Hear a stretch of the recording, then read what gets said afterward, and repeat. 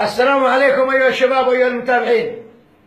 تعقيبا على ما نشر قبل ساعة أو ساعتين أو بالظهر على المعلومات التي وردت إلينا بخصوص اللجنة.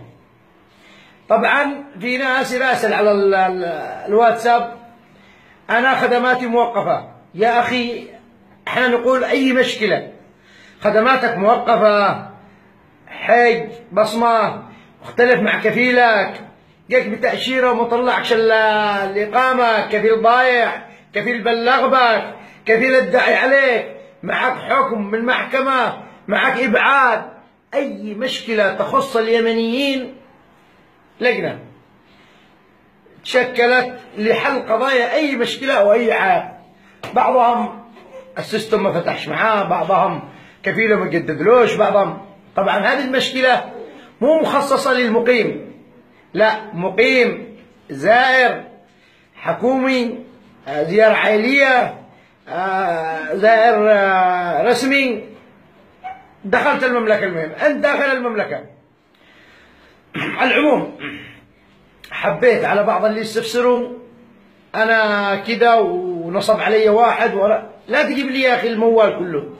تعال بأوراقك يوم الأحد إلى الملز. بعضه يقول لك كيف وما أعرف. أخي دق عليه رقمي 055-81-82-806. أرد عليك بأي وقت، أي استفسار، أي معلومة. طبعا أنا خدام للصغير والكبير، وأنا أنبهكم لا يوجد أي مقابل. اللجنة مجانا، لا يجي واحد يقول لك يلا أنا شخدمك، أنا اتصل لي أمين صاحبي، أنا معي واحد باللجنة. لا، هذه شغلة مجانية، لا ينصب عليك أحد ولا يقول لك واحد اللي يشد حجر هذا ما في.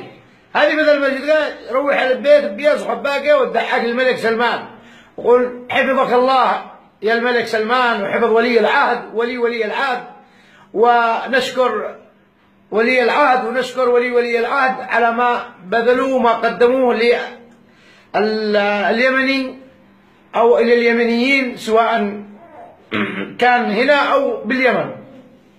ولا ندخل بالسياسة، خلونا بعيد من السياسة. أنا لا مؤتمري ولا إصلاحي ولا حودي ولا حشدي ولا طلياني ولا شيء، أنا بعد حالي. لا تدخلوني بالسياسة ولا أنا حق السياسة. أنا أخدم أبناء بلدي. الصغير يعلم الكبير. اعمل نشر للمقطع، أنشر المقطع، أعمل مشاركة، وصل صوتي لجميع اليمنيين بالمملكة إنه يوم الأحد. يقول لك مثلا الأحد تاريخ متى؟ احنا اليوم يمكن احنا بداية شهر 3، احنا اليوم خميس، بعد جمعة، بعد سبت، بعد أحد.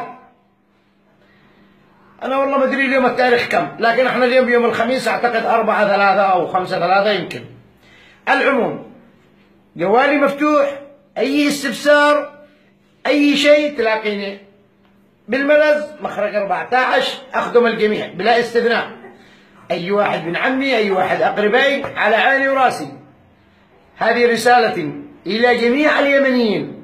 أرجوكم فرصة، اللي عنده شيء ملخبط كان مقيم ولا زائر على الملز عند اللجنة، لأن الفرص ما تتعوض. هذا ولله الشكر والمنة، ونشكر خادم الحرمين الشريفين على ما قام به وما يقوم به، ولي عهده وولي عهده وولي عهده. ونقول لهم نحن نكن لكم في قلوبنا كل الود والاحترام، ونتمنى من الله العلي القدير أن يفك ضيقنا ويفك ضيق اليمنيين بشكل عام، ويفك ضيق الأسرى، وأن يشفي الجرحى، وأن يخارجنا إلى ما يحب ويرضى. هذا ولكم تحياتي وشكرا.